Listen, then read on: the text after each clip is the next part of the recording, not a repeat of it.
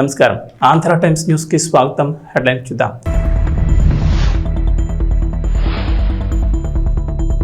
లోక్సభ ఎన్నికలు, పార్లమెంట్ నిర్వహణపై తొలిసారి స్పందించిన ఆర్ఎస్ఎస్ చీఫ్.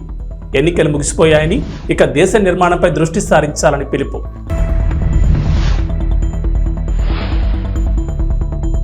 జనసేన శాసనసభాపక్ష నేతగా పవన్ కళ్యాణ్ ఏకగ్రీవంగా ఆమోదించిన ఎమ్మెల్యేలు. తెలంగాణ ప్రజలకు వాతావరణ శాఖ హెచ్చరిక. 7-13 జిల్లాల్లో భారీ వర్షాలు. లోక్సభ ఎన్నికలు, పార్లమెంట్ నిర్వహణపై రాష్ట్రీయ స్వయం సేవక్ సంఘ్ ఆర్ఎస్ఎస్ చీఫ్ మోహన్ భగవత్ తొలిసారి స్పందించారు. ఎన్నికలు ముగిసిపోయాయని, ఇక దేశ నిర్మాణంపై దృష్టి సారించాలని పిలుపునిచ్చారు. ఎన్నికలు యుద్ధం కాదని, పోటీ మాత్రమేనని వ్యాఖ్యానించారు. ఎన్నికలు ఏకాభిప్రాయం కోసం జరిగే ప్రక్రియ అన్నారు. పార్లమెంటుకు 2 పార్శ్వాలుంటాయని, కాబట్టి ఏ ప్రశ్ననైనా 2 కోణాల్లో పరిగణించవచ్చునని సూచించారు. ప్రతి సమస్యకు 2 వైపులా ఆలోచించాలని, ఒక పార్టీ ఒకవైపు ప్రస్తావిస్తే ప్రతిపక్ష పార్టీ మరొక కోణాన్ని ప్రస్తావించాలని అన్నారు. ఈ ప్రక్రియ ద్వారా మాత్రమే సరైన నిర్ణయానికి చేరుకోగలమని భగవత్ అన్నారు. ఈ సందర్భంగా ప్రతిపక్షాల ప్రాముఖ్యతను ఆయన నొక్కి చెప్పారు. నాగపూర్లో జరిగిన ఆర్ఎస్ఎస్ కార్యక్రమంలో ఆయన ఈ మేరకు మాట్లాడారు. ఈ మేరకు నూతన ప్రభుత్వం ప్రతిపక్షాలకు ఆయన సలహాలిచ్చారు. టీడీపీ, జనసేన, భాజపా కూటమి శాసనసభాపక్ష సమావేశం ప్రారంభమైంది. కూటమి తరఫున గెలిచిన ఎమ్మెల్యేలు విజయవాడ ఏ కన్వెన్షన్లో భేటీ అయ్యారు. టీడీపీ అధినేత చంద్రబాబును శాసనసభాపక్ష నేతగా ఎన్నుకున్నారు. చంద్రబాబును సీఎం అభ్యర్థిగా పవన్ కళ్యాణ్ ప్రతిపాదించగా 3 పార్టీల ఎమ్మెల్యేలు ఏకగ్రీవంగా ఆమోదం తెలిపారు. అనంతరం కూటమి శాసనసభాపక్ష నేతగా చంద్రబాబు ఎన్నికైనట్లు టీడీపీ రాష్ట్ర అధ్యక్షుడు అచ్చెన్నాయుడు ప్రకటించారు. ఈ ఏకగ్రీవ తీర్మానాన్ని కూటమి నేతలు గవర్నర్కు పంపనున్నారు. అనంతరం ప్రభుత్వ ఏర్పాటుకు గవర్నర్ ఆహ్వానం పలుకనున్నారు. బుధవారం ఉదయం 11:27 ముఖ్యమంత్రిగా చంద్రబాబు ప్రమాణ స్వీకారం చేయనున్నారు. దేశ చరిత్రలో ఆంధ్రప్రదేశ్ ఏర్పడిన తర్వాత ఇటువంటి అద్భుతమైనటువంటి విజయం ఇంతవరకు ఎప్పుడు మనం చూడలేదు. అటువంటి విజయాన్ని మనం సాధించాం. ఆ విజయానికి కారకులైనటువంటి అధ్యక్షులు చంద్రబాబు నాయుడు గారికి, ప్రధానమంత్రి మోడీ గారికి, పవన్ కళ్యాణ్ గారికి, పురంధేశ్వరి మేడం గారికి మరొకసారి హృదయపూర్వకంగా శిరస్సు వంచి నమస్కారాలు తెలియజేస్తున్నాను. అద్భుతమైన విజయం సాధించామని ఆనందం మనకున్నా సరే, మనందరిపైన గురుతరమైనటువంటి బాధ్యత కూడా ఉంది అని మనందరం కూడా ఒక్కసారి గుర్తుపెట్టు. భారతీయ జనతా పార్టీ అధ్యక్షురాలు శ్రీమతి దగ్గుపాటి పురంధేశ్వరి గారికి నా హృదయపూర్వక నమస్కారాలు. తాడేపల్లిగూడెం సభలో నేను చెప్పినట్టుగా ఒక దార్శనికులు, 4 దశాబ్దాల సుదీర్ఘ అనుభవం, ఎన్నో ఒడిదుడుకులను ఎదుర్కొన్న తెలుగుదేశం జాతీయ పార్టీ అధ్యక్షులు శ్రీ నారా చంద్రబాబు నాయుడు గారికి నా హృదయపూర్వక నమస్కారం.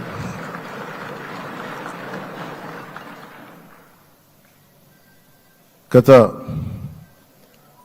దశాబ్ద కాలంలో రాష్ట్ర విభజన జరిగినప్పటి నుంచి ఆంధ్ర రాష్ట్ర ప్రజలు నలిగిపోయారు, నలిగిపోతున్నారు.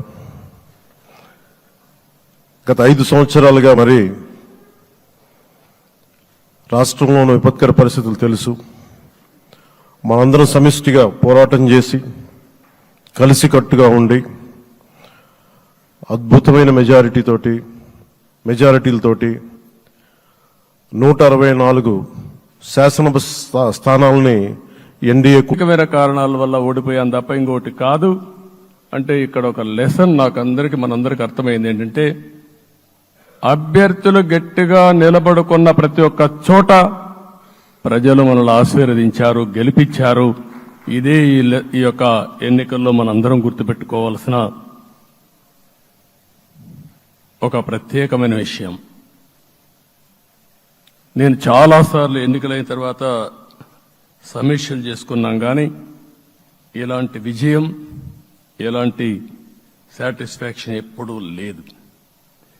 దీనికి కారణం ప్రజలు మన మీద నమ్మకం పెట్టుకున్నారు. పార్లమెంట్ ఎన్నికల్లో కాదు, అసెంబ్లీ ఎన్నికల్లో చూస్తే 95,000 ఓట్ల మెజారిటీతో గెలిపించారు. గాజువాక 95,000 ఓట్ల మెజారిటీతో గెలిపించారు. ఈ విషయాలు నేను పవన్ కళ్యాణ్ గారు ఢిల్లీకి వెళ్ళినప్పుడు, పురంధేశ్వరి గారు వచ్చినప్పుడు, ఈ రాష్ట్రంలో ఇచ్చిన మ్యాండేట్ వల్ల ఢిల్లీలో మమ్మల్ని అందరూ గౌరవించే పరిస్థితికి వచ్చారు. మీ గెలుపు వల్ల ఈరోజు అనుమానాలు ఉండేటివి. ఓటు ట్రాన్స్ఫర్ అవుతుందా లేదా, ఓటు ట్రాన్స్ఫర్ కాకపోతే ఎక్కడన్నా సీట్లు నష్టపోతామని. అందుకే మీరు ఒకసారి చూస్తే ఎన్నికలు మొత్తం సెట్ అయింది, నామినేషన్స్ వేసాం, ముందుకెళ్ళాం. అదే సమయంలో మొట్టమొదటిసారిగా కొవ్వూరులో 3 పార్టీల నాయకులు కలిసి, నేను, పవన్ కళ్యాణ్ గారు, పురంధేశ్వరి గారు ముగ్గురం కలిసి ఫస్ట్ మీటింగ్ అడ్రస్ చేశాం. అక్కడి నుంచి 6 జిల్లాల్లో మేమిద్దరం కలిసి తిరిగాం. బీజేపీ నాయకులు కలిసి వచ్చారు. ఆ తర్వాత మొట్టమొదటిసారిగా అమిత్ షా గారు ఏదైతే అనంతపూర్లో ధర్మవరం కాన్స్టిట్యున్సీకి వచ్చారు. నేను మొన్న నేషనల్ మీటింగ్లో కూడా చెప్పాను. ఆయన వచ్చినప్పుడు చాలా స్పష్టంగా ఎందుకు మేము పొత్తు పెట్టుకున్నామనే విషయాలు చెప్తూ ఈ ప్రభుత్వ అవినీతిని ఎండగట్టారు, సూటిగా మాట్లాడారు. ఆ ఒక్క మీటింగ్తో రాష్ట్రం మొత్తం ఒక నమ్మకం వచ్చింది. బీజేపీ కూడా పూర్తిగా ఈ కూటమిని సపోర్ట్ చేస్తున్నారనే కాకుండా ఈ రాష్ట్రానికి ఏ అవసరం ఉందో చెప్పగలిగారు. అది అయిన తర్వాత ప్రధానమంత్రి గారు వచ్చారు. మొట్టమొదటి మీటింగ్ మీరు చూస్తే ఇక్కడనే రాజమండ్రిలో పెట్టారు. రాజమండ్రిలో స్పష్టత ఇచ్చారు, దేని అనకాపల్లిలో స్పష్టత ఇచ్చారు. తర్వాత రాజంపేటలో మాట్లాడుతూ చాలా క్లియర్గా చెప్పారు. ఇదే విజయవాడకు వచ్చినప్పుడు రోడ్ షో పెడితే నా జీవితంలో ఎప్పుడూ చూడలేదు, ప్రధానమంత్రి గారు కూడా అదే చెప్పారు. బ్రహ్మాండమైన రోడ్ షో విజయవాడలో జరిగిందని ప్రధానమంత్రి గారు కూడా అభినందించే పరిస్థితికి వచ్చారు. ఇవన్నీ కలయికే మన విజయం. ఈ విషయం మనం గుర్తుపెట్టుకోవాల్సిన అవసరం ఉంది. మీరు కష్టపడ్డారు. నేను చాలా ఎన్నికల్లో చూశాను. అందరూ అభ్యర్థులు కూడా ఈ ఎన్నికల్లో కష్టపడిన విధానం కానీ ఇంత కష్టం నేను ఎప్పుడూ చూడలేదు. ఒక్క మాటలో చెప్పాలంటే ప్రతి ఒక్కరూ మనసు పెట్టి పనిచేశారు. అందుకే ఈ గెలుపు వచ్చిందని చెప్పి కూడా నేను మీకు తెలియజేస్తున్నా. జనసేన శాసనసభాపక్ష నేతగా ఆ పార్టీ అధినేత పిఠాపురం ఎమ్మెల్యే పవన్ కళ్యాణ్ ఏకగ్రీవంగా ఎన్నికయ్యారు. ఈ మేరకు జనసేన మంగళవారం ఎక్స్ ఖాతాలో పోస్ట్ చేసింది. మంగళగిరిలోని జనసేన కేంద్ర కార్యాలయంలో తమ పార్టీ శాసనసభాపక్ష సమావేశం జరిగినట్లు తెలిపింది. ఈ భేటీకి పార్టీ ఎమ్మెల్యేలంతా హాజరయ్యారు. ఈ భేటీలో పార్టీ శాసనసభాపక్ష నేతగా పవన్ కళ్యాణ్ పేరును తెనాలి ఎమ్మెల్యే నాదెండ్ల మనోహర్ ప్రతిపాదించారు. ఈ ప్రతిపాదనకు ఎమ్మెల్యేలంతా ఏకగ్రీవంగా ఆమోదం తెలిపారు. మరోవైపు బీజేపీ రాష్ట్ర కార్యాలయంలో ఆ పార్టీ ఎమ్మెల్యేలంతా సమావేశమయ్యారు. పార్టీ శాసనసభాపక్ష నేత ఎంపికపై బీజేపీ రాష్ట్ర అధ్యక్షురాలు పురంధేశ్వరి వారితో చర్చించారు. అధిష్టానం ప్రకటనకు ఎమ్మెల్యేలంతా కట్టుబడి ఉండాలని ఈ సమావేశంలో నిర్ణయించారు. రాష్ట్ర ప్రజలంతా టీడీపీ, జనసేన, బీజేపీ కూటమిపై విశ్వాసంతో మంచి విజయం అందించారని పురంధేశ్వరి అన్నారు. ముఖ్యమంత్రిగా చంద్రబాబు నాయుడు ప్రమాణ స్వీకార కార్యక్రమానికి ప్రధాని మోడీ, కేంద్ర హోంమంత్రి అమిత్ షా వస్తున్నట్లు చెప్పారు. రాష్ట్ర బీజేపీ తరపున ఈ కార్యక్రమంలో పాల్గొంటామని పేర్కొన్నారు. అందరికీ నమస్కారం. మన పార్టీ అధ్యక్షులు శ్రీ పవన్ కళ్యాణ్ గారికి, జనసేన శాసనసభ్యులుగా మీరందరూ కూడా ప్రజల పక్షాన్ని నిలబడి పార్టీ ప్రతినిధులుగా ఎన్నికైనందుకు మిమ్మల్ని కూడా మొట్టమొదటి శాసనసభ పక్ష సమావేశానికి మనందరం కూడా ఇంత గర్వంగా మంగళగిరిలో మన పార్టీ కార్యాలయంలో ప్రెసిడెంట్ గారి ఆధ్వర్యంలో ఈ విధంగా చేసుకోవడం నిజంగానే పూర్వజనంలో మనం చేసుకున్న ఒక గొప్ప అదృష్టంగా మనం భావించి ప్రజలకి మరింత అంకిత భావంతో, నిండు మనసుతోటి, బాధ్యతతోటి మనందరం కూడా చేయాల్సిన అనేక కార్యక్రమాల గురించి, వీటన్నిటికన్నా పార్టీతోటి చేసే ప్రయాణంలో చిత్తశుద్ధి, నిబద్ధత మన పార్టీ అధ్యక్షులు గారికి అన్ని విధాలుగా ఎల్లప్పుడూ అండగా నిలబడే విధంగా మనందరం కూడా ఆంధ్ర ప్రజలు చూసి గర్వపడే విధంగా మనం కష్టపడి పనిచేయాలని మనస్ఫూర్తిగా నేను కోరుకుంటూ, ఈరోజు శాసనసభ పక్ష నేతగా మనందరం కూడా ఎంతో గర్వంగా మన పార్టీ అధ్యక్షులు శ్రీ పవన్ కళ్యాణ్ గారిని నాయకుడిగా ఎన్నుకోవడం కోసం ఈ సమావేశం ఏర్పాటు చేయడం జరిగింది. సో ఆ తీర్మానం ముందుగా నేను చదువుతాను. దాని తర్వాత మనందరం కూడా ప్రెసిడెంట్ గారిని అభినందించి అప్పుడు కొనసాగిద్దాం. తీర్మానం: ఆంధ్రప్రదేశ్ శాసనసభకు జనసేన తరఫున ఎన్నికైన మేము జూన్ 11, 2024 సమావేశమై శ్రీ కొనిదెల పవన్ కళ్యాణ్ గారిని గర్వంగా జనసేన పార్టీ శాసనసభ పక్ష నాయకునిగా ఏకగ్రీవంగా ఎన్నుకుంటున్నాం. మీరందరూ కూడా I think you should give a rousing.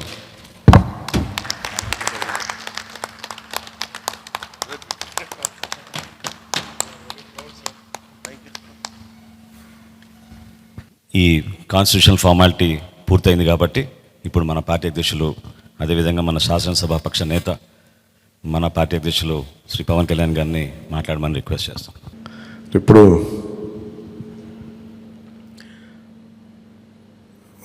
Party నేతగా మాట్లాడటం అలవాటు ప్రెసిడెంట్గా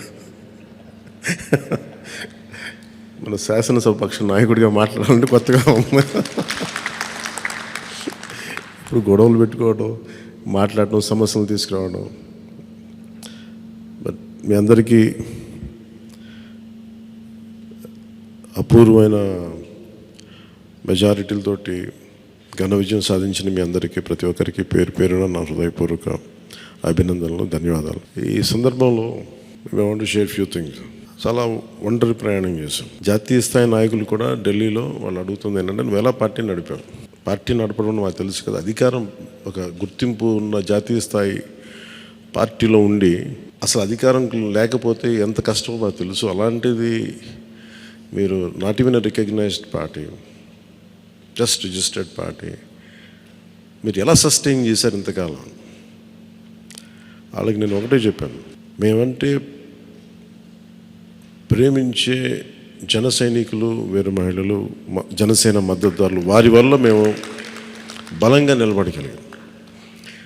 ఒక తీర్మానం నా సైడ్ నుంచి ఏంటంటే, ఈ ఘన విజయానికి కారకులైన అంటే దశాబ్దంగా అన్ని ఒడిదుడుకుల్ని ఎదుర్కొంటూ దెబ్బతింటూ క్షేత్రస్థాయిలో అన్ని రకాలుగా ఇబ్బందులు పడుతూ మనకి మద్దతు ఇచ్చిన జన సైనికులకి, వీర మహిళలకి, జనసేన నాయకులందరికీ కూడా వారికి నా మనస్ఫూర్తిగా నా అభినందనలు తెలియజేస్తూ ఉన్నాను. మీరు లేకపోతే ఈ రోజున ఈ విజయం ఉండేది కాదు. అలాగే ఈ విజయం అసలు మనం చేసిన పోరాటానికి ముగ్ధులై 2019లో తప్పు చేసాం, ఈసారి ఎట్టి పరిస్థితుల్లో మేము తప్పు చేయమని ప్రతి ఒక్కరూ ఒక 100 మందిలో కలిస్తే 100 మంది చెప్పేవాళ్ళు, ఒకళ్ళు కలిస్తే ఒకళ్ళు చెప్పేవాళ్ళు, ఏ మూలకెళ్ళి చెప్పేవాళ్ళు. ఈ రోజున మనందరికీ కూడా ఇంత భారీ మెజారిటీలు వచ్చినాయి అంటే మనల్ని నమ్మిన ప్రజలందరికీ హృదయపూర్వకంగా మన ఈ మీటింగ్ తరపు నుంచి నేను వారికి నా కృతజ్ఞతలు, అభినందనలు తెలియజేస్తున్నాను. మనకి వీ హ్యావ్ గ్రేట్ రెస్పాన్సిబిలిటీ.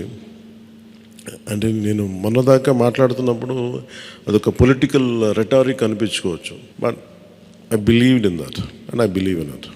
అంటే we have to bring back accountability and politics. జవాబుదారీతనం తిరిగి రాజకీయాల్లోకి తీసుకురావాలని.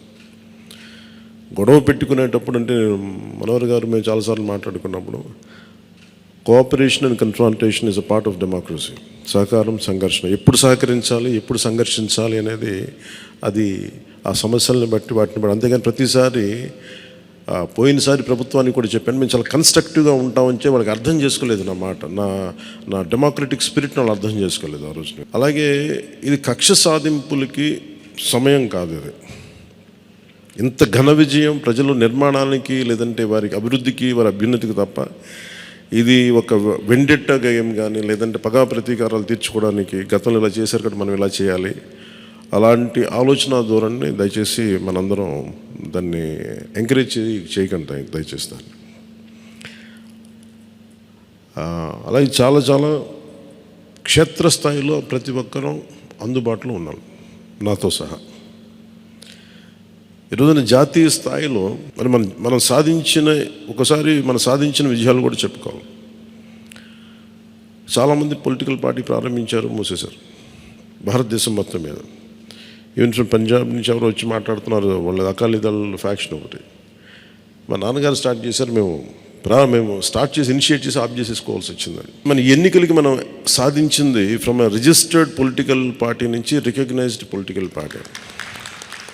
అండ్ రెండు, నెవర్ బిఫోర్ ఇన్ భారత్ పోటీ చేసిన అన్ని స్థానాల్లో భారీ మెజారిటీతోటి గెలుపొందటం, 100% స్ట్రైకింగ్ రేట్, 100%. అంటే మన మీద ఎంత విశ్వసనీయత ఉంది, అంటే ఎంత విశ్వాసం ఉంది ప్రజలకి, ఎంత నమ్మారు, ఇది వాళ్ళు చేసి చూపించారు. 2019లో ఎలక్షన్లు అయిపోయిన వెంటనే మేము తప్పు చేసాం, మేము నీకు నిలబడతామని చెప్పి అది ఈ రోజున మనకి మద్దతుగా నిలిచిన ప్రజలందరికీ కూడా ఇంకొక మారు చాలా చాలా ప్రత్యేకమైన ధన్యవాదాలు. అలాగే 2 పార్లమెంట్లు పెట్టాం. అంటే దాదాపు మీరు చూస్తే 2 పార్లమెంట్లు మనం ఇవి తీసుకుని దాదాపు ఒక 45 స్థానాల్లో మనం ప్రభావితం ఉన్నట్టు ఖచ్చితంగా డైరెక్ట్గా. అలాగే మన టీడీపీ, మన ఎన్డీఏ కూటమిలో మిగతా పార్టీల విజయానికి కూడా మేము ఎంత బలంగా నిలబడ్డామో మీ అందరికీ తెలిసింది. ఓట్ ట్రాన్స్ఫర్ ఎంత బాగా జరిగిందో, ఫస్ట్ టైం చాలా అవేకెండ్ ఓటింగ్ జరిగింది, చాలా రెస్పాన్సిబుల్ ఓటింగ్ జరిగింది. వీళ్ళందరూ న్యూ జనరేషన్. అసలు యువత ఎంత నమ్మారంటే అర్ధరాత్రి వాళ్ళకి 12 అయినా కానీ 11 అయినా కానీ ఆ ఎండలో మండుటెండలో నిలబడి మధ్యాహ్నం నుంచి వాళ్ళ క్యూలు వాళ్ళకి వంతు వచ్చే వరకు అలా నిలబడి మరి ఓట్లేసారు. అంటే ఇవన్నీ చాలా చాలా బాధ్యతనిచ్చాయి. అలాగే ఈరోజు మనం మాట్లాడుకున్నప్పుడు కూడా రేపు మన పవర్ షేరింగ్ ఏంటి ఇవన్నీ కూడా మీకు తెలియజేస్తాను. ఇది మన ప్రతి ఒక్కరికి నా ఉద్దేశం మనందరం అందుబాటులో ఉండాలి. అది మీరు మనందరం కలిపి ఒక సమిష్టిగా ఒక నిర్ణయం తీసుకుందాం, ఒక కమిటీగా ఏర్పడి ఎన్ని రోజుల్లో మనం నియోజకవర్గంలో అందుబాటులో ఉండాలి. అలాగే ప్రభుత్వానికి సంబంధించి సమస్యలకు సంబంధించి ప్రజలకి ఎంతంత ఏ అవసరాలు ఉంటే మనం ఎలా అనుసంధానం చేసుకోవాలి మిగతా మన ఎన్డీఏ పార్ట్నర్స్ తోటి. అలాగే కేంద్రంలో ఇప్పుడు మనకి చాలా చోట్ల మన నియోజకవర్గాల్లో బ్రిడ్జ్ ఒక్కోసారి ఓవర్ బ్రిడ్జెస్ కానీ ఇవన్నీ కేంద్ర పరిధిలో ఉంటాయి. అవన్నీ మీరు చేయాల్సింది అంటే మన నియోజకవర్గపు సమస్యలు ప్రాధాన్యత అంటే యాజ్ పర్ ప్లీజ్ ప్రయారిటైజ్ చేసి మనం కొన్ని కేంద్రం ద్వారా జరిపించాల్సినవి ఉంటే అది చేద్దాం. అలాగే ఇది మనం దేనికోసమైతే నిలబడ్డామో మాట ఇచ్చామో వాటికి నిలబడతాం. అలాగే పాలకొండకి మనం వెళ్ళినప్పుడు అక్కడ ఏనుగులు వచ్చి పంట పొలాలు ధ్వంసం చేస్తాయి. ప్రతి చిన్న సమస్య. అలాగే irrigation projects, minor irrigation projects వీటికి చాలా తక్కువ నిధులతోటి 20-25 కోట్లతో అయిపోయే పనులు చాలా ఉన్నాయి. అండ్ మేజర్గా మన ఎలక్షన్స్లో మనం చెప్పింది విద్య, వైద్యం, ఉపాధి, సాగునీరు, తాగునీరు అండ్ లా అండ్ ఆర్డర్. ప్రజల మాన ప్రాణ ఆస్తుల సంరక్షణకి మనం చాలా చాలా జవాబుదారీతనంగా ఉండాలి. అలాగే మనకిచ్చింది ఇది, ఎందుకంటే నెక్స్ట్ జనరేషన్ వచ్చింది, అది మనందరం అర్థం చేసుకోవాలి. పాత తరం రాజకీయాల్లాగా కూర్చోబెట్టి మనం పవర్ని ఎక్సర్సైజ్ చేస్తామంటే కుదరదు. ఎందుకంటే ప్రజలు ఎంత మద్దతుగా నిలబడ్డారో వాళ్ళు అంతే బలంతో మనం నిలదీయగలరు. అది మనం దయచేసి మర్చిపోతుంది. నాతో సహా నేను మర్చిపోదాన్ని. అందుకని లెటర్స్ బి వాళ్ళు ఒకసారి కోపంతో ఒక మాట మాట్లాడినా అసహనంతో అది మనం భరించాలి తప్పదు. అలాగే విమర్శించేటప్పుడు కూడా దయచేసి అది పర్సనల్ అటాక్స్ ఎవరికి కలగండి. వాళ్ళని మీరు చూశారు కదా, పోయినసారి ఆయన గత ప్రభుత్వాన్ని హ్యాండిల్ చేసిన ముఖ్యమంత్రి గారు ఎన్ని మాట్లాడి నేను ఎందుకు స్పందించలేదు వ్యక్తిగతంగా అంటే అది ఆ ప్రెసిడెంట్ ఆపేద్దామని మనం ఎక్కడ చేయాలి. అలాగే పార్టీ ఒకటి మనందరం చేయాల్సింది ఒకటి టైమ్స్, ఒకటి పంక్చువాలిటీ, సరైన సమయానికి రావడం. మీరు కావాలంటే గంట ముందు రండి. నైట్ 1:30, 2:30 అని పడుకునేటప్పటికి. ఎందుకంటే ఇది మనం 5 సంవత్సరాల కాలాన్ని ఎంత సద్వినియోగం చేసుకోగలం దాని మీద ఆధారపడి ఉంటుంది భవిష్యత్తు. దయచేసి మనందరం నియమావళిని పాటిద్దాం. కొంత మనలో కూడా మనం వన్స్ ఇన్ ఎ వైల్ మనందరం కూర్చొని మేబీ ఓవర్ లంచ్, ఒక ఈవినింగ్ ఒక చాయ్ పే చర్చ లాగా ఏమేం చేయాలి. అలాగే మనం కూడా కొంత కలుపుగోలుతనం చూపించాలి మిగతా పార్టీలు, మన ఎన్డీఏ కానీ బీజేపీ, మన ఎన్డీఏ పార్ట్నర్స్ అందరికీ కూడా. అంటే మీరు మనం ప్రత్యేకించి మనం ఎక్స్క్లూజివ్గా ఉండకుండా అందరితో మమేకం అవ్వాలి. అట్ ద సేమ్ టైం మనం నాట్ లూజింగ్ అవర్ ఐడెంటిటీ. అందుకని ఇవన్నీ దృష్టిలో పెట్టుకొని ఇప్పుడు మనం ఢిల్లీలో మనం చేసినట్టుగా మన ప్రధానమంత్రి గారి పేరుని నన్ను కూడా ప్రతిపాదించినట్టుగా ఈ రోజున రాష్ట్ర ఎన్డీఏ నాయకులు మనం ఎన్నుకోవాలి. మీ అందరికీ ఇంకొక మారు ధన్యవాదాలు తెలుపుకుంటాం. Thank you. జై హింద్. అసాధ్యాన్ని సాధ్యం చేసినందుకు మనస్ఫూర్తిగా మనందరి తరఫున మరొకసారి మన పార్టీ అధ్యక్షులు పవన్ కళ్యాణ్ గారికి ధన్యవాదాలు తెలుపుకుంటూ, ఈ సమావేశానికి హాజరైనట్టు మనం ఇదొక ఫార్మాలిటీ పూర్తి చేయాలి. ముందుగా నిమ్మక్క జయకృష్ణ గారు పాలకొండ, థ్యాంక్ యూ.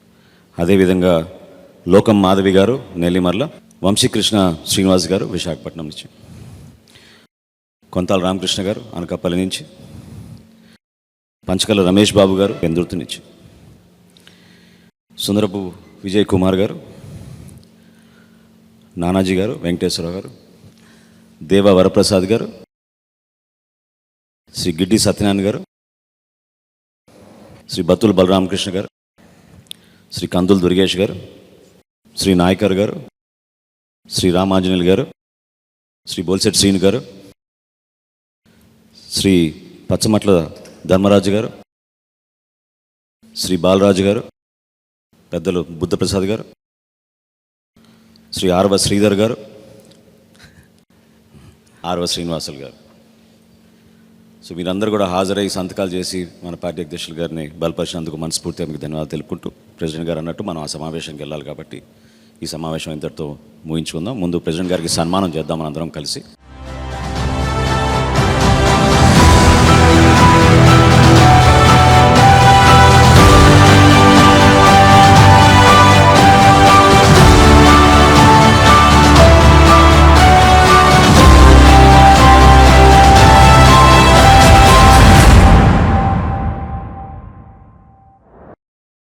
తెలంగాణ ముఖ్యమంత్రి రేవంత్ రెడ్డికి ఇప్పటి వరకు క్యాంప్ ఆఫీస్ లేదు. ఆయన ముఖ్యమంత్రిగా బాధ్యతలు తీసుకుని 6 నెలలు గడుస్తున్నా ఇప్పటి వరకు క్యాంప్ ఆఫీస్ ఏర్పాటు చేసుకోలేదు. గత ప్రభుత్వ హయాంలో ప్రగతి భవన్ క్యాంప్ ఆఫీస్గా ఉండగా కాంగ్రెస్ అధికారంలోకి వచ్చాక ఆ భవనాన్ని ప్రజాభవన్గా పేరు మార్చి డిప్యూటీ సీఎం భట్టి విక్రమార్క అధికారిక నివాసంగా మార్చారు. ప్రస్తుతం సీఎం రేవంత్ రెడ్డి ఏమైనా సమీక్షలు నిర్వహించాలంటే తన ఇంటి నుంచి లేదా సెక్రటరియట్ నుంచి చేస్తున్నారు. అయితే క్యాంప్ ఆఫీస్ కోసం పలు బిల్డింగ్లు పరిశీలించినా ఏదీ కార్యరూపం దాల్చలేదు. పైగా ప్యాలెస్, మరి చెన్నారెడ్డి మానవ వనరుల కేంద్రం తదితర బిల్డింగులు చూసినా ఆఫీస్ ఏర్పాటు చేయలేదు. ఈ నేపథ్యంలో పోలీస్ కమాండ్ కంట్రోల్ సెంటర్ను క్యాంప్ ఆఫీస్లో వాడుకునేందుకు సీఎం రేవంత్ రెడ్డి డిసైడ్ అయ్యారు. రెగ్యులర్ రివ్యూలకు ఈ బిల్డింగ్ని వినియోగించుకోనున్నారు. ప్రస్తుతం క్యాంప్ ఆఫీస్ లేకపోవడంతో ఇప్పటికే అన్ని సౌకర్యాలతో ఉన్న కమాండ్ కంట్రోల్ సెంటర్లోని సీఎం ఛాంబర్ను సమీక్షా సమావేశాల కోసం ఉపయోగించుకుంటున్నారు. తెలంగాణలో రేపటి నుంచి స్కూళ్లు ప్రారంభం కానున్నాయి. అందుకు విద్యాశాఖ అధికారులు ఇప్పటికే అన్ని ఏర్పాట్లు పూర్తి చేశారు. ఇక పిల్లల చదువులంటే తల్లిదండ్రులకు తడిసి మోపడవుతోంది. కార్పొరేట్ స్కూళ్లలో లక్షల్లో ఫీజులు వసూలు చేస్తున్నారు. ప్రభుత్వ పాఠశాలలో నాణ్యమైన విద్య లభించదని అపోహ ప్రజల్లో ఉంది. ఈ నేపథ్యంలో Telangana CM Revanth interesting tweet చేశారు. లక్ష్య సాధనకు లక్షల రూపాయల ఫీజులు కట్టి కార్పొరేట్ స్కూళ్లకే వెళ్ళక్కర్లేదని చెప్పారు. సర్కార్ బడిలో చదివి కూడా సత్తా చాటొచ్చన్నారు. అలా నిరూపించిన విద్యార్థులకు అభినందనలంటూ ట్వీట్ చేశారు. మట్టిలో మాణిక్యాలు మన విద్యా కుసుమాలు. లక్ష్య సాధనకు లక్షల రూపాయల ఫీజులు కట్టి కార్పొరేట్ స్కూళ్లకే వెళ్ళలక్కర్లేదు. సర్కార్ బడిలో చదివి కూడా సత్తా చాటగలమని నిరూపించిన విద్యార్థులకు నా అభినందనలు. వారి భవిత ఉజ్వలంగా ఉండాలని, ఉన్నత శిఖరాలను అందుకోవాలని ఆకాంక్షిస్తున్నానంటూ రేవంత్ ట్వీట్ చేశారు. రాష్ట్రంలో అభివృద్ధిని సమిష్టిగా ముందుకు తీసుకెళ్లాల్సిన అవసరం ఉందని జనసేన అధినేత పవన్ కళ్యాణ్ అన్నారు. అసెంబ్లీ ఎన్నికల్లో టీడీపీ, జనసేన, బీజేపీ కూటమి 175 సీట్లకు గాను అద్భుత మెజార్టీతో 164 సీట్లలో విజయం సాధించిందని, అలాగే లోక్సభ ఎన్నికల్లోనూ 25 సీట్లకు గాను 21 ఎంపీ స్థానాలను కూటమి గెలుచుకుందని చెప్పారు. మంగళవారం విజయవాడలోని ఏ కన్వెన్షన్ సెంటర్లో కూటమి శాసనసభాపక్ష సమావేశం జరిగింది. ఈ సమావేశానికి టీడీపీ అధినేత చంద్రబాబు, బీజేపీ రాష్ట్ర అధ్యక్షురాలు పురంధేశ్వరి, జనసేన అధినేత పవన్ కళ్యాణ్ పాల్గొన్నారు. ఈ సందర్భంగా పవన్ మాట్లాడుతూ కూటమి విజయం యావత్ దేశానికి స్ఫూర్తిగా నిలిచిందని వ్యాఖ్యానించారు. కూటమి అంటే ఎలా ఉండాలో, ఎలా పనిచేయాలో కలిసికట్టుగా చూపించామని చెప్పారు. రాష్ట్రంలోని 5 కోట్ల మంది ప్రజలు కూటమి మంచి పాలన అందిస్తుందని నమ్మకం పెట్టుకున్నారని జనసేనాని గుర్తు చేశారు. అందువల్ల కక్ష సాధింపులు, వ్యక్తిగత దోషణలకు ఇది సమయం కాదని సూచించారు. తూర్పు ఆఫ్రికాలోని మాలావిలో ఓ విమానం అదృశ్యమైంది. మాలావి డిఫెన్స్ ఫోర్స్కు చెందిన ఈ విమానంలో వైస్ ప్రెసిడెంట్ సౌలోస్ క్లాస్ చిలీమాతో పాటు మరో 9 మంది ఉన్నారు. స్థానిక కాలమానం ప్రకారం సోమవారం ఉదయం 9 గంటల 15 నిమిషాలకు విమానం షెడ్యూల్ ప్రకారం గమ్యస్థానానికి చేరుకోలేదు. ఉదయం 10 గంటల 2 నిమిషాలకు ముజు అంతర్జాతీయ విమానాశ్రయంలో ల్యాండింగ్ కాకపోవడంతో విమానం అదృశ్యమైనట్లు అధ్యక్ష కార్యాలయం పేర్కొంది. రాజధాని నగరం లిలాంగ్వే నుంచి అది బయలుదేరిందని తెలిపింది. రాడార్తో విమానానికి సంబంధాలు తెగిపోయాయని, కాంటాక్ట్ కోసం ఏవియేషన్ అధికారులు చేసిన ప్రయత్నాలని విఫలమయ్యాయని మాలావి అధ్యక్ష కేబినెట్ కార్యాలయం ఒక ప్రకటనలో వివరించాయి. కాగా విమానం కోసం మాలావి అన్వేషణ కొనసాగుతోంది. సెర్చ్ రెస్క్యూ ఆపరేషన్ కు అక్కడి ప్రభుత్వం ఆదేశించింది. కాగా అదృశ్యమైన విమానంలో చిలిమా భార్య మేరీ, యునైటెడ్ ట్రాన్స్ఫర్మేషన్ మూవ్మెంట్ పార్టీకి చెందిన పలువురు అధికారులు ఉన్నారు. పాన్ ఇండియా మూవీ కల్కి 2898 AD జూన్ 27న ప్రపంచవ్యాప్తంగా రిలీజ్ కాబోతోంది. ప్రభాస్ ప్రధాన పాత్రలో నటిస్తున్న ఈ చిత్ర ట్రైలర్ నిన్న రిలీజ్ అయిన సంగతి తెలిసిందే. ప్రస్తుతం ఎక్కడ చూసినా ఈ ట్రైలర్ గురించి చర్చ నడుస్తోంది. ముఖ్యంగా ఇందులో విజువల్స్ హాలీవుడ్ రేంజ్లో ఉండడంతో ఫ్యాన్స్ మామూలు హడావుడి చేయడం లేదు. సోషల్ మీడియాలో కల్కి హ్యాష్ట్యాగ్ ట్రెండింగ్లో ఉంది. అయితే అభిమానుల జోష్ను ఇంకాస్త పెంచే న్యూస్ ఒకటి తెలిసింది. కల్కి సినిమా నుంచి మరో ట్రైలర్ను కూడా మూవీ టీం రిలీజ్ చేయబోతున్నట్లు సమాచారం. మూవీ టీం 2 నిమిషాల 30 సెకండ్ల నిడివి గల మరో ట్రైలర్ను కూడా సిద్ధం చేసినట్లు తెలుస్తోంది. మూవీ ప్రీమియర్కి వారం ముందు ఈ ట్రైలర్ను రిలీజ్ చేయబోతున్నారు. దీనిపై ఇంకా అధికారిక ప్రకటన రాలేదు. అయితే ఈ కొత్త ట్రైలర్లో మొదటి ట్రైలర్లోని కొన్ని ఉత్కంఠభరిత సన్నివేశాలతో పాటు ఇప్పటి వరకు రివీల్ చేయని కొన్ని కొత్త క్యారెక్టర్లు, సీన్లు ఉండబోతున్నట్లు తెలుస్తోంది. వెస్టిండీస్ అమెరికా వేదికగా జరుగుతున్న T20 వరల్డ్ కప్ 2024లో సంచలనాల పరంపర కొనసాగుతోంది. ఆదివారం పాకిస్తాన్తో జరిగిన మ్యాచ్లో టీమిండియా 119 పరుగుల స్కోర్ను డిఫెండ్ చేసుకోగా 24 గంటల్లో ఆ రికార్డును దక్షిణాఫ్రికా తిరగరాసింది. న్యూయార్క్ వేదికగా సోమవారం జరిగిన మ్యాచ్లో బంగ్లాదేశ్పై 113 పరుగుల స్వల్ప స్కోర్ను ఆ జట్టు కాపాడుకుంది. 114 పరుగుల లక్ష్యంతో బ్యాటింగ్ చేసిన బంగ్లాదేశ్ నిర్ణీత 20 ఓవర్లలో 7 వికెట్ల నష్టానికి 109 పరుగులు మాత్రమే చేయగలిగింది. చివరి బంతి వరకు ఉత్కంఠను రేకెత్తించిన ఈ మ్యాచ్లో దక్షిణాఫ్రికా 4 పరుగుల తేడాతో చారిత్రాత్మక విజయాన్ని నమోదు చేసుకుంది. ఇక వాతావరణ విషయానికి వస్తే నైరుతి రుతుపవనాలు తెలంగాణ అంతటా విస్తరిస్తున్నాయి. ఈ నెల 5న రుతుపవనాలు ఉమ్మడి మహబూబ్ నగర్ నుంచి తెలంగాణలోకి ప్రవేశించగా ప్రస్తుతం రాష్ట్రమంతటా విస్తరించాయి. వీటి ప్రభావంతో తెలంగాణ వ్యాప్తంగా 2 రోజుల పాటు వర్షాలు కురుస్తాయని వాతావరణ శాఖ అధికారులు తెలిపారు. నేడు రేపు మోస్తరు నుంచి భారీ వర్షాలు కురిసే అవకాశం ఉందని చెప్పారు. నేడు రంగారెడ్డి, వికారాబాద్, సంగారెడ్డి, కామారెడ్డి, కొమరంభీం, ఆసిఫాబాద్, మంచిర్యాల, పెద్దపల్లి, జయశంకర్ భూపాలపల్లి, మహబూబ్ నగర్, నాగర్ కర్నూలు, వనపర్తి, నారాయణపేట, జోగులాంబ గద్వాల్ జిల్లాలో భారీ వర్షాలు కురుస్తాయన్నారు. ఈ మేరకు ఆయా జిల్లాలకు ఎల్లో అలర్ట్ జారీ చేశారు. ఇక బుధవారం కరీంనగర్, పెద్దపల్లి, జయశంకర్ భూపాలపల్లి, ములుగు, మహబూబాబాద్, వరంగల్, హనుమకొండ, జనగామ, నల్గొండ, సూర్యాపేట, సిద్దిపేట, హైదరాబాద్, మేడ్చల్, మల్కాజ్గిరి, వికారాబాద్, యాదాద్రి, భువనగిరి, రంగారెడ్డి, సంగారెడ్డి, మెదక్ జిల్లాలో ఓ మోస్తరుగా వర్షాలు కురిసే అవకాశం ఉన్నట్లు వాతావరణ శాఖ అధికారులు తెలిపారు. ఇవి బులెటిన్ విశేషాలు. నమస్కారం.